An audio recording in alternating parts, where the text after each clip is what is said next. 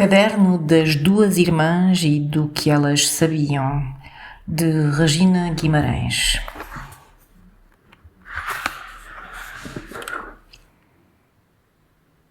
Morreste-nos, morremos,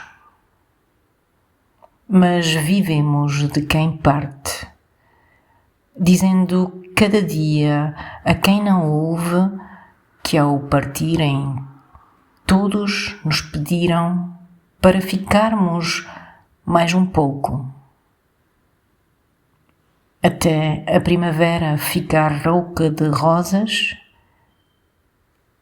e o verão louco de cheiros. Tu nous as quittés, nous sommes brisés,